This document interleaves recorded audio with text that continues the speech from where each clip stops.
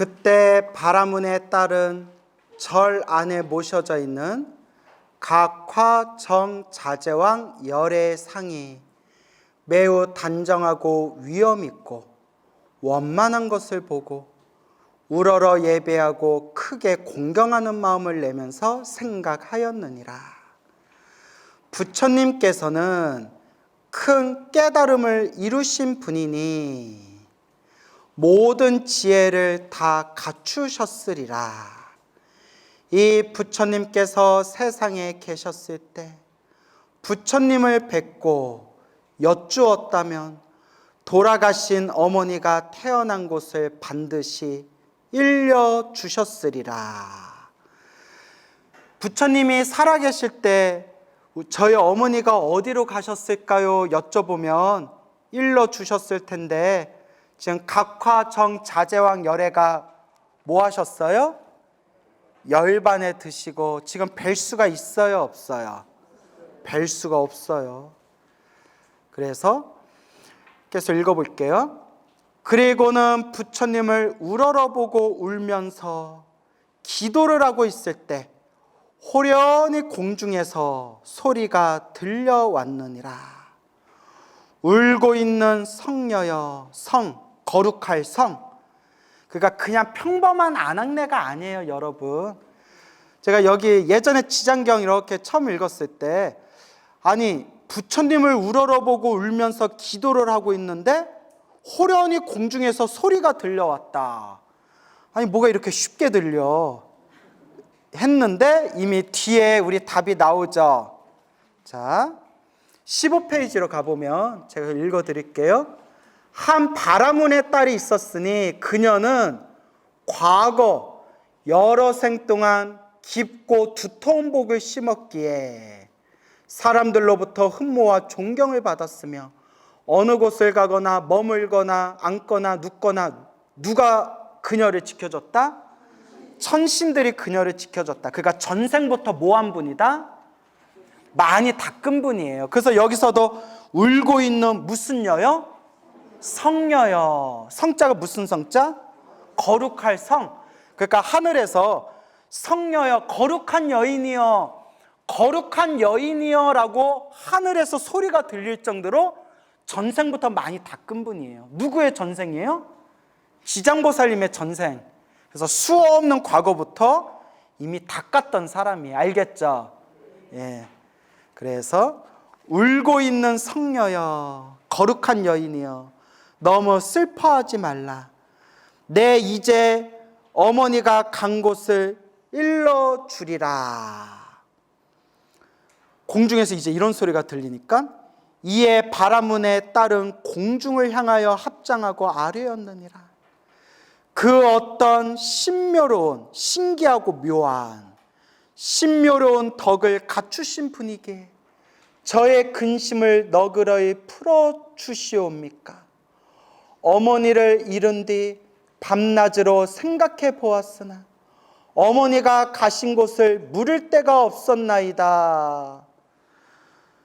누구시길래, 어떤 분이시길래 저의 근심을 풀어주십니까? 이제 이렇게 여쭤보는 거죠. 그렇죠. 그때 공중에서 또 소리가 들려왔느니라. 나는 정성을 다하여 올린 너의 절을 받은 과거의 부처님 각화 정자제왕 열애니라. 네가 어머니를 생각하고 사랑하는 마음이 다른 사람들보다 몇 배나 더하기에 특별히 와서 일러주노라. 그래서 여기에 이분이 공중에서 목소리를 들려주신 분이 누구라고요? 각화정 자제왕 열애. 그래서 여러분 저번 시간에 말씀드렸는데 우리가 열반, 모든 번뇌망상이 사라진 깨달음의 세계를 열반이라고 한다고 했죠. 그래서 우리가 죽은 뒤에, 그러니까 깨달은 자가 죽은 뒤에 무여열반, 완전한 열반의 세계에 들어가면, 근데 여러분 이제 불교 교리를 깊이, 아주 깊이 들어가면 열반에 들어간다, 뭐 안 들어간다, 그러니까 간다 온다라는 말 자체가 모순이에요. 깨달음의 눈으로 보면. 그래서 반야심경에 보면 불생불멸, 불구부정, 부중불감이라는 표현 나오죠. 나지도 않고 멸하지도 않으며 더럽지도 않고 깨끗하지도 않으며 늘지도 않고 줄지도 않는다. 근데 이제 이런 거 이제 설명하면 우린 진도는 영원히 이제 사라지는 거예요. 예? 근데 이건 굉장히 깊은 그런 수준이라서 제가 여러분들 절대 무시하는 게 아니라 아직은 요거 설명할 때는 아닌 것 같아요. 예? 그래서 절대 여러분들 무시하는 건 아니고 이거는 너무 이제 또 깊이 들어가야 돼요. 요건 이제 공사상이거든요. 공사상. 그러니까 공사상 깨달음의 눈으로 보면 열반에 들어간다 나온다라는 말 자체가 맞다 안 맞다. 그래서 이거 보면 오고감이 없어요. 오고감이 없어요. 우리 중생 입장에서 봤을 때는 간다 온다 늘어났다 줄어들었다 더럽다 깨끗하다 하지 깨달음의 눈으로 보면 오고감이 없어요. 그러니까 깨달음의 세계인 열반도 사실 열반에 드셨습니다, 열반에 들어가셨습니다 라는 표현이 깨달음의 눈으로 보면 맞다 안 맞다? 안 맞아요. 근데 왜 안 맞아요 하면 이제 이야기가 엄청 길어지는 거예요. 다만 깨달음의 세계에 들어갔다, 열반에 들어가셨다라는 표현은 그냥 누구 눈높이에 맞춰서 한 얘기예요? 그렇죠. 중생들 눈높이에 맞춰서 열반에 들어가셨다라고 표현하는 거예요. 근데 중요한 거 이것만 기억하세요. 깨달음의 눈으로 보면 오고감이 있다 없다? 오고감이 없어요. 그게 반야심경에 나오고 금강경에 나오잖아요. 오고감이 없어요 원래는. 다만 그러면 너무 내용이 깊어지고 어려워지니까 일단 중생들 눈높이에 맞춰서 어디에 들어가셨다? 열반에 들어가셨다. 그래서 열반이라는 번뇌망상이 사라진 깨달음 세계에 들어가면 중요한 게 뭐냐면 소승불교에서는 부처님이 열반에 들어가시면 이제 활동하지 않는데요. 그래서 활동하지 않아요. 왜냐면 여러분 불이 꺼지면 다시 꺼진 자리에 종이를 놓으면 타야 안 타요? 안 타잖아요. 그거 같이 열반에 들어가면 모든 게 꺼진 거래요. 그게 이게 어렵죠. 그냥 어려우니까 하여튼 이것만 기억하세요. 소승불교에서는 부처님이 열반에 들어가시면 활동을 한다 안 한다? 안 한다. 그런데 반대로 대승불교에서는 특히 법화경 열의 수량품에 근거를 둬서 혹은 뭐 화엄경이라든가 수많은 대승경전에서 뭐라고 하냐면 부처님은 열반에 들어가셔도 활동한다 안 한다? 하신다. 대승불교에서는. 지장경도 똑같아요. 각화 정 자제왕 열애가 이미 어디에 드셨죠? 열반에 드셨죠. 열반에 드셨는데 우리 바라문의 딸이 저의 어머니가 어디에 태어나셨습니까? 라고 하니까 공중에서 누구의 목소리가 들려요? 각화 정 자제왕 열애의 목소리가 들려요. 열반에 드신 분인데 그 바라문의 딸의 그 갸륵한 마음을 아시고는 공중에서 부처님이 열반에 드셨던 과거의 부처님이 딱 이렇게 대답을 해주시는 내용이 나와요. 그러니까 지장경에서도 열반에 드신 부처님은 열반에 드셨어도 그거는 중생들을 보여주기 위한 한바탕 쇼일 뿐이고 지금도 생생하게 활동하면서 누구를 구제하고 계신다? 중생들을 구제하고 계신다. 이렇게 이해하시면 돼요. 알겠죠? 그래서 예전에 어느 거사님이 저한테 질문하셨어요. 예전에 어느 거사님께서 스님, 과거에 수많은 부처님이 계셨다고 했지 않습니까? 지금 석가모니 부처님 이전에도 수많은 과거의 부처님들이 계셨다고 하셨지 않습니까? 예, 그렇죠. 그러면 그 과거의 부처님은 이미 다 열반에 드셨지 않습니까? 예, 다 열반에 드셨죠. 열반에 드신 과거 부처님의 이름을 불러도 가피를 받을 수 있습니까? 공덕을 얻을 수 있습니까? 될까요? 안 될까요? 되죠. 과거에 수많은 부처님이 열반에 드셨어도 대승불교 입장에서는 열반에 드신 부처님도 지금 뭘 하고 계시다? 중생을 제도하기 위해서 활동하고 계신다. 다만 누가 못 볼 뿐이다. 그렇죠. 중생들이 못 보고 있는 거래. 지금도 활동하고 계신데 중생들이 못 보고 있대요. 여러분 지금 부처님 활동하고 계신 거 보여요 안 보여요? 저 지나가는 거 보여요 안 보여요? 부처님 보여요 안 보여요? 이제 이쯤 되면 이제 치료 받아야 돼요 여러분. 네? 근데 여러분 너무 자주 보여도 안 돼요. 가끔 어디 유명한 기도도량의 법문 가면 어느 눈빛이 이상하신 노보살님이 옆에 와서 자기는 기도할 때마다 부처님이 보이고 관세음보살님이 보이고 지장보살님이 둥둥 떠다니는 게 보인대요. 그러니까 자꾸 보이면 돼야 안 돼요. 그러니까 자꾸 보여도 그거 골치 아픈 거예요. 자, 일단 그래서 여러분 분명히 지금도 활동하고 계신다. 대표적인 게 어느 경에 무슨 품에 근거를 두고 있다? 법화경 무슨 품? 열애수량품. 저는 이런 것 좀 외워두셨으면 좋겠어요. 알겠죠? 예.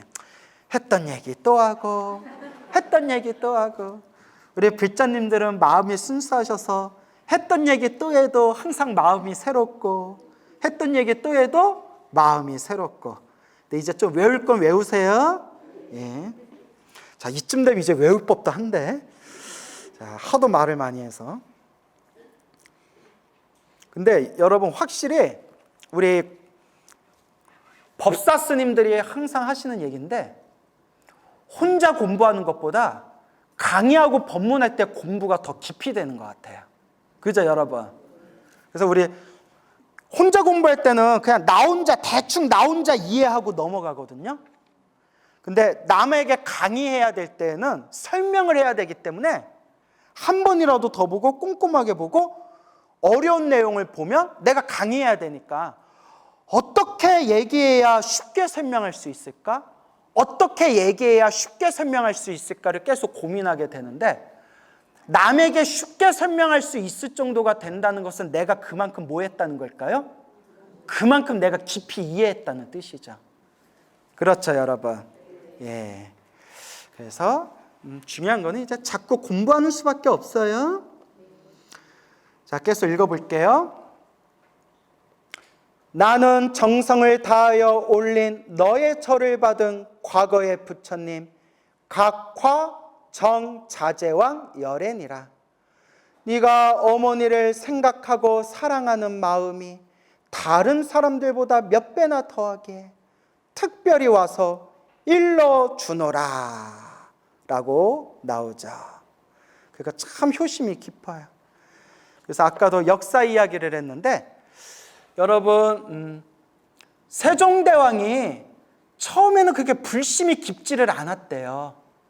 세종대왕이 그렇게 불심이 깊지가 않았는데 그래서 이제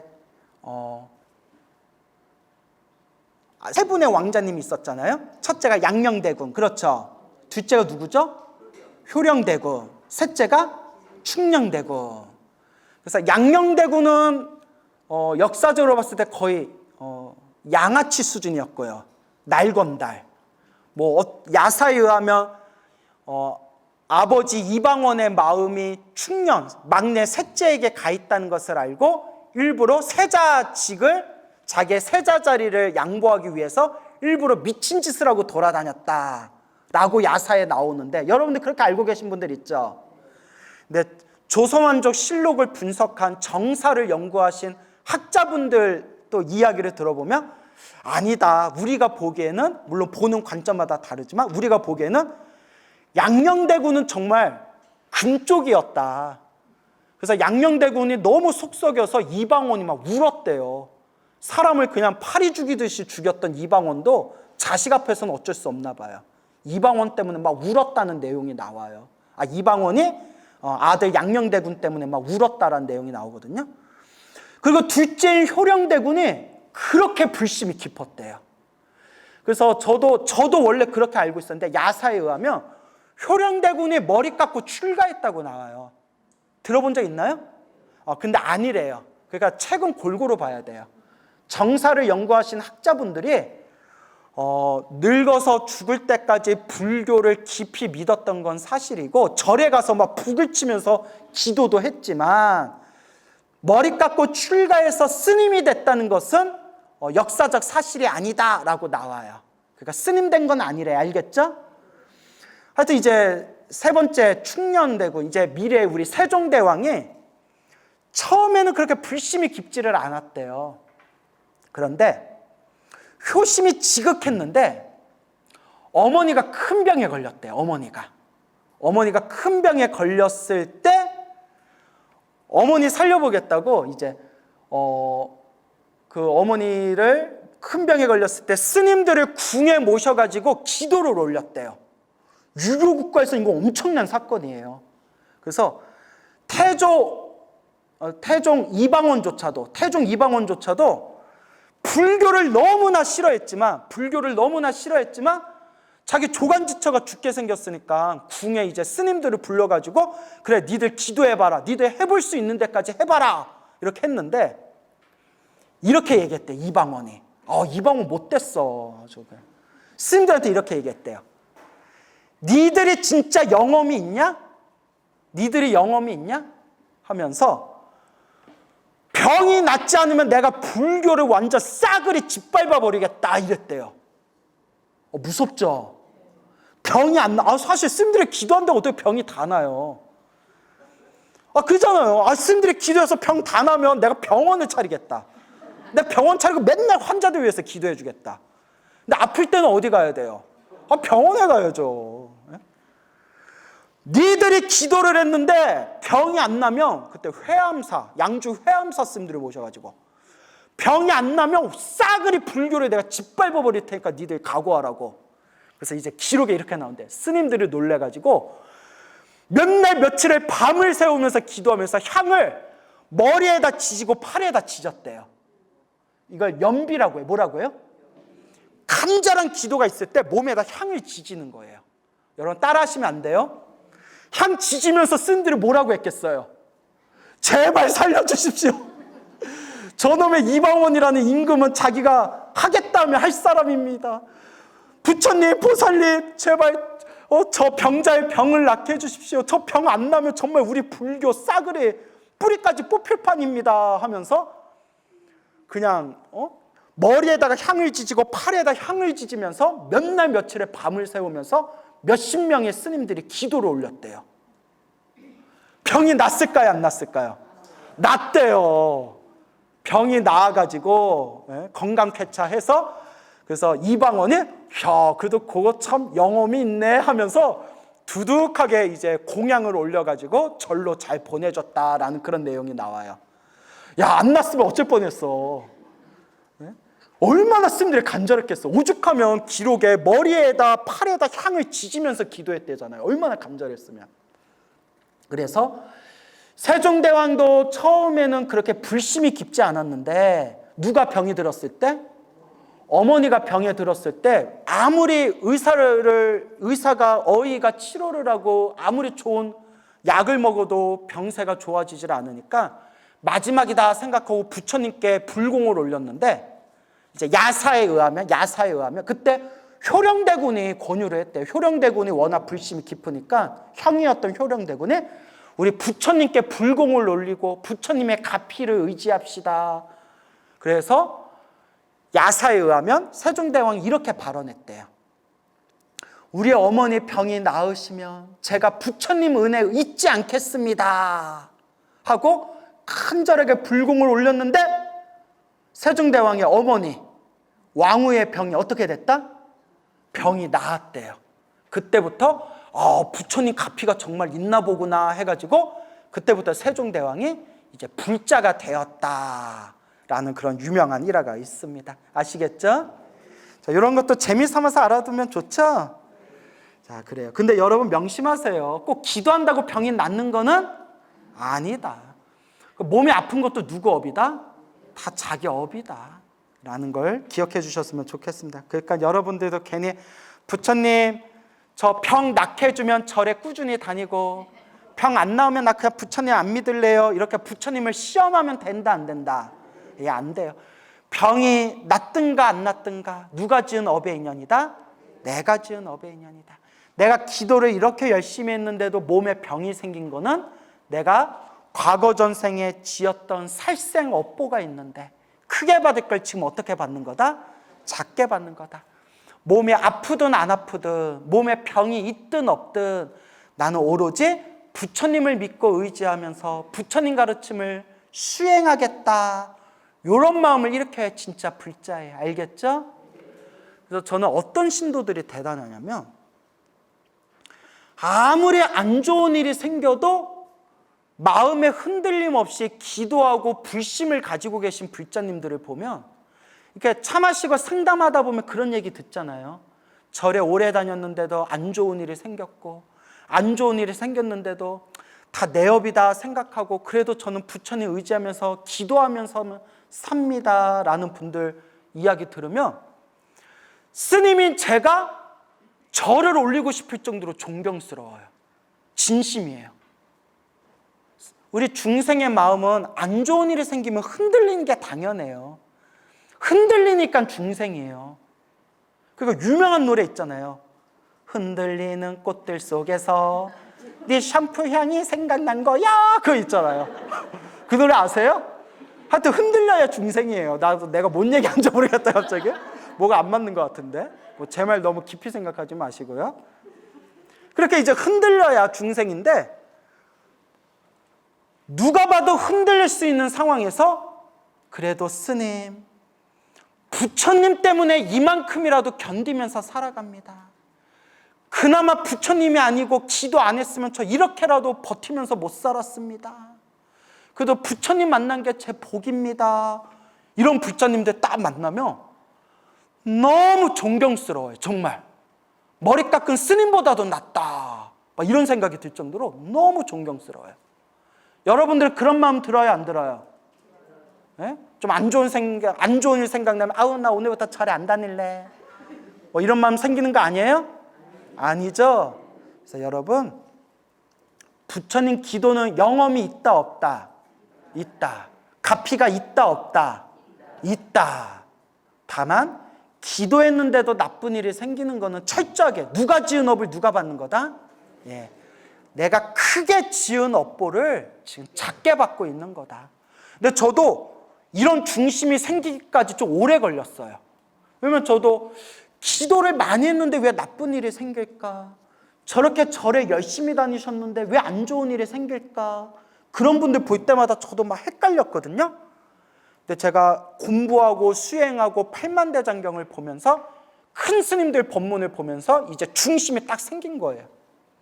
아, 기도는 반드시 효험이 있다.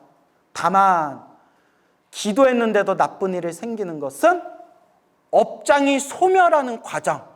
크게 받을 걸 어떻게 받는 거다? 작게 받는 거다. 이제 그걸 여러분이 꼭 명심하시기 바랍니다. 알겠죠? 자, 이 소리를 듣고 바라문에 따른 감격하여 몸부림을 치다가 감격하여 뭐였어요? 몸부림을 쳤어요. 뭐 어떻게 쳤을까요? 막 이렇게 쳤을까요? 몸부림을 쳤어요. 죄송해요 여러분. 얼마나 감격스러웠으면 몸부림을 쳤겠어요. 이 소리를 듣고 바라문에 따른 감격하여 몸부림을 치다가 얼마나 몸부림을 쳤으면 뭐래요? 팔다리가 성한 데 없이 모두 다쳐 쓰러졌고. 여러분 법당에서 기도하다가 아무리 환희심이 나도 법당에서 대웅전에서 몸부림치면 돼요 안 돼요? 스님 옆에서 기도하고 있는데 막 기도하다가 너무 기쁘고 즐겁고 환희로워서 갑자기 으아 막 이렇게 법당에서 그러면 큰일 나요. 알겠죠? 예. 근데 여기서 보면 근데 이게 제가 보기에는 지장경이 중생들 눈높이에 맞춰서 이야기를 짜임새 있게 만들었어요. 그래서 약간 제가 보기에는 연극적 약간 소설 같은 그런 맛도 좀 가미한 것 같아요. 그래서 그냥 여기서 말하고자 하는 의도가 무엇인가 그걸 이해하는 게 중요해요. 알겠죠? 그래서 이제 이 소리를 듣고 바라문에 따른 감격하여 몸부림을 치다가 팔다리가 성한 데 없이 모두 다쳐 쓰러졌고 몸부림 겁나 쳤나 보다. 좌우에 있던 이들이 부축하고 옆에 있는 사람들 얼마나 놀랬겠어요. 어머, 이 젊은 보살 왜 그래 하면서 정신 차려. 야, 119 불러 막 이랬겠죠. 좌우에 있던 이들이 부축하고 돌보아 주어 한참 만에야 정신을 차린 다음 공중을 향하여 아뢰었느니라. 부처님이시여 인자하신 마음으로 저를 불쌍히 여기시어 저의 어머니가 태어난 곳을 속히 일러주옵소서. 저는 이제 몸과 마음을 가눌 수가 없고 곧 죽을 것만 같나이다. 참 효심이 지극하죠. 그래서 제가 서두에 말씀드렸는데 지장경은 불교계 무슨 경이라고 불렀어요? 그렇죠. 불교계의 효경이다. 이렇게 효의 이야기가 쫙 펼쳐져요. 불교계의 효경. 각화정 자제왕 열애께서 이르셨느니라. 공양 올리기를 마치거든 너는 곧 집으로 돌아가서 단정히 앉아 나의 명호를 생각하라. 나의 명호를 생각하라. 나의 명호가 뭐예요? 각화정 자제왕 열애. 그러니까 부처님의 명호를 생각하라. 두 글자로 하면 뭐예요? 염불. 이게 염불이죠. 부처님의 이름을 부르는 거니까. 부처님의 이름을 생각하다. 염불. 그리하면 내 어머니가 태어난 곳을 알게 되리라. 그러니까 부처님의 가피로 알 수가 있게 될 것이다. 이런 내용이 나오는 거죠. 이에 바라문에 따른 곧 부처님께 예배를 드리고 집으로 돌아와서 당정에 앉아 어머니를 떠올리며 각화정 자제왕 열의 명호를 생각하였느니라. 각화정 자제왕 열의, 각화정 자제왕 열의, 각화정 자제왕 열의 이름을 부르면서 그 부처님을 간절하게 생각하는 거예요. 알겠죠? 그러니까 여러분, 진정한 염불은 입으로만 부르는 게 아니라 마음으로 어떻게 해야 된다? 그러니까 간절히 생각하는 거예요. 그래서 옛날 큰 스님 법문에 의하면 어린 아이가, 갓난 아이가 어머니를 그리워하듯이, 뭔 얘기인지 알죠? 어머니를 그리워하듯이 그렇게 부처님을 부른다면 부처님이 반드시 우리 앞에 출현하여 우리를 바른 길로 이끌어 주실 것이다. 이에 바라문에 따른 곧 부처님께 예배를 드리고 집으로 돌아와서 단정히 앉아 어머니를 떠올리며 각화정 자제왕 열의 명호를 생각하였느니라. 염불. 그렇게 하루 낮과 하루밤이 지났을 때 호련히 자신이 한 바닷가에 와 있음을 알게 되었느니라. 어디에 와 있어요? 네, 그렇죠. 자세히 보니 그 바닷물은 펄펄 끓고 있었고, 바닷물이 펄펄 끓고 있었고, 주위에는 몸이 쇠로 된 사나운 짐승들이 이리저리 날아다니면서 바닷속에 빠져 허우적거리는 수많은 남녀들을 다투어 잡아먹고 있었느니라. 아이고 무섭다. 그죠? 뭔가 좀 엄한 데 간 것 같죠? 야, 무섭다. 자세히 보니 그 바닷물은 펄펄 끓고 있었고 주위에는 몸이 쇠로 된 사나운 짐승들이 이리저리 날아다니면서 라는 구절 있죠? 예, 그래서 남녀들을 잡아먹고 있었다. 그냥 요거 재미삼아서 하는 얘기인데요. 티베트 아시죠? 티베트. 티베트가 지금 1950년대 그 중공군에 침입을 받아가지고 티베트가 이제 중국에 완전히 이제 넘어가게 되었고, 달라이 라마가 저 남인도 다람살라 쪽에 이제 망명 정부를 세워가지고 오늘날까지 남인도 다람살라를 중심으로 해서 티베트 가르침이 지금 전해지고 있잖아요. 그렇죠? 근데 티베트에 옛날부터, 오래전부터 그 전설이 있었대요. 예언이 있었대요. 물론 저도 책에서 본 내용이지만 그 티베트에 아미타 부처님의 화신이라고 불렸던 밀교의 위대한 성자인 파드마 삼바바라는 성자가 있었대요. 들어보셨어요? 예, 파드마 삼바바라고도 하고 파드마 삼바바, 아미타불의 화신이라 불리고 인도 왕의 왕자로 뭐 태어나서, 그래서 전설에는 연꽃에서 태어났다, 연꽃에서 태어난 걸 왕이 발견하고 데려다가 키웠다, 뭐 이런 전설도 있고, 그 파드마 삼바바가 이제 티베트로 와가지고 티베트의 온갖 악령들, 악한 귀신들을 싹 다들 쫓아내고 티베트 불교를 정화시킨 뒤에, 티베트의 그 나라, 그 땅을 정화시킨 뒤에 밀교, 부처님의 가르침을 티베트에 널리 전하였다. 티베트 불교의 성자라고 불린 파드마 삼바바가 이런 예언을 했대요. 옛날부터 내려오는 예언인데 뭐 진짜인지 아닌지 모르겠지만 그냥 재미삼아서, 하늘에 철로 된, 쇠로 된, 철로 된 새가 날아다니고 쇠로 된 말이 뛰어다닐 때 티베트는 무너지리라. 그리고 티베트는 무너지되 티베트의 소중한 가르침, 티베트 불교의 가르침은 세상에 널리 퍼지리라. 이런 예언을 했대요. 예언이 맞았어요? 틀렸어요? 맞았죠. 쇠로 된 새가 그러니까 옛날에는 그게 뭘 뜻하는지 몰랐대요. 근데 이제는 사람들이 다 알게 된 거예요. 쇠로 된 새가 뭘 뜻하는 거였을까요? 비행기. 쇠로 된 말은 뭘 뜻하는 걸까요? 자동차, 기차. 그러니까 정말 하늘에 쇠로 된 새, 비행기가 날아다니고 쇠로 된 말, 자동차와 기차가 이제 나오게 되었을 때 결국 티베트는 정말 어떻게 됐어요? 티베트 나라는 이제 망하게 되었고, 비록 티베트라는 나라는 무너졌지만 티베트의 그 부처님의 가르침, 티베트 불교의 가르침은 지금 어떻게 됐어요? 세계에 널리 퍼져가지고 서양 사람들, 서양 불자, 유럽, 미국과 유럽의 불자들이 가장 많이 믿는 그 불교 종파가 티베트 불교가 되었을 정도로 그렇게 티베트 불교의 가르침이 세상에 널리 퍼지게 되었죠. 이런 거 보면 참 신기하죠. 예, 그래요. 근데 진짜인지는 모르겠어요. 진짜인지는 모르겠고. 그래서 우리 타너스님께서도 우리나라에 대해서 예언을 많이 하셨어요. 그죠? 대단하시죠? 그래서 베트남하고 미국하고 전쟁이 났을 때 어디가 이긴다? 베트남이 이긴다. 그때 사람들이 다, 그러니까 언제부터 6.25 전쟁을 예언하셨고, 어떻게 예언하셨냐면 법당에 그날따라 법당에 이렇게 개미들이 흙을 쌓아놓고, 길게 이제 흙을 쌓아놓고 개미들이 그 흙을 막 왔다 갔다 서로 건너더래요.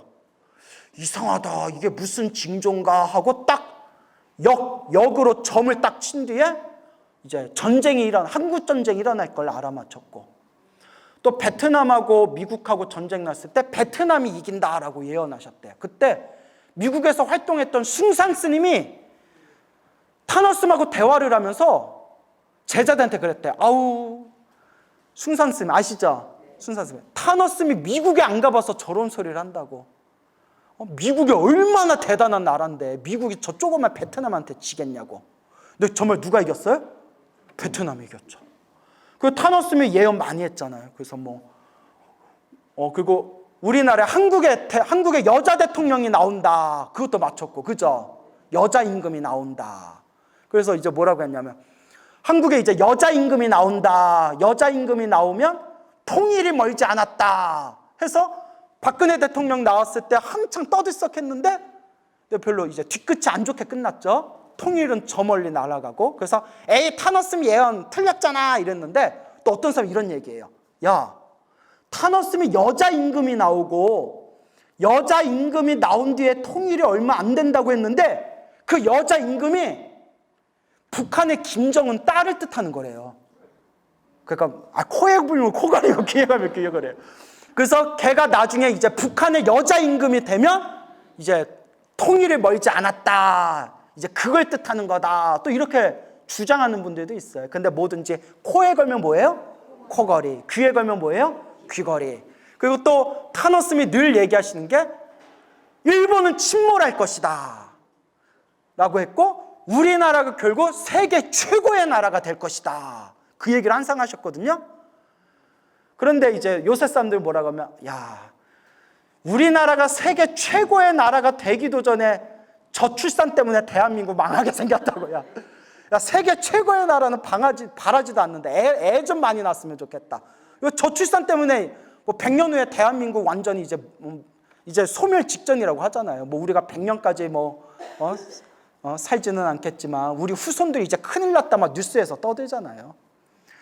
그래서 이제 타노스님도 그런 예언을 하셨지만 예전에 제가 타노스님 밑에서 공부도 하시고 타노스님하고 좀 친분이 있는 노스님이 계세요. 어른 스님이 계셔서 그 노스님께 제가 한번 여쭤본 적이 있어요. 한 10년 전, 20년 전 일이죠.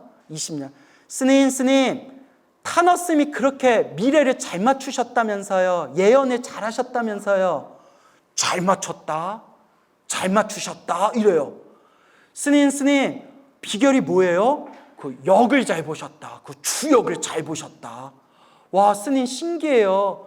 근데 저도 주역 공부하면 저도 미래를 맞출 수 있을까요? 하니까 그 노스님이 저를 딱 보면서 하신 말씀이 근데 타노스님이 틀리기도 잘 틀렸다. 이러시는 거예요. 예, 스님? 맞추기도 잘 맞췄지만 틀리기도 잘 틀리셨다. 저는 다 그냥 막 백발백중 맞추신 줄 알았어요 했더니 맞춘 것만 기록에 남겨놓고 틀린 거는 쪽팔려서 그거 다 빼가지고 사람들이 모르는 거다 이러시더라고요. 그래서 제가 절대 타노스님 뭐 이렇게 안 좋게 얘기한 거 아니에요. 알겠죠? 타노스는 정말 큰 스님이시고 우리 한국 불교가 나온 정말 천재 스님이세요. 다만 그렇게 돌을 많이 닦으신 큰 스님들도 미래 맞추기가 쉽다 어렵다? 어렵다. 그래서 저는 미래 같은 거 너무 집착하지 말아라. 알겠죠? 언제 최선을 다해야 된다? 지금 이 순간. 왜냐? 결국 중생 모대로 살아간다? 업대로 살아간다. 그러니까 행복해지고 싶다면 미래를 점치려고 하지 말고 행복해지고 싶다면 지금 이 순간 행복해질 수 있을 만한 씨앗, 행복해질 수 있는 원인을 그 좋은 인연을 지어나가라 라고 말씀드리고 싶은 거예요. 알겠죠? 예, 그래서 다시 말씀드리지만 타노스님은 정말 굉장히 훌륭하신 큰 스님이에요. 예, 그래서 제가 좀 우스갯소리를 했는데 오해 없으시길 바라요. 자, 그래서 그렇게 쇠로 된 수많은 짐승들이 수많은 남녀들을 다투어 잡아먹고 있었다. 자, 깔끔하게 오늘 여기까지 할까요? 그래요. 그러면 다음 주에 뵐게요. 예, 오늘 여기서 마치겠습니다.